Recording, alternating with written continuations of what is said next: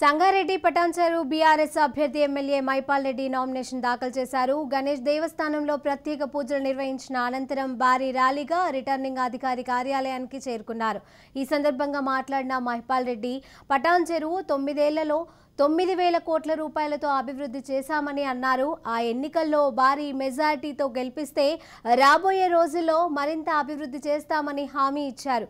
కాంగ్రెస్ బీజేపీలు 2-3 స్థానాల కోసమే పోటీ పడాల్సి ఉందని, పటాన్చెరు గడ్డపై బీఆర్ఎస్ జెండా ఎగరవేసి తీర్తామని ధీమా వ్యక్తం చేశారు.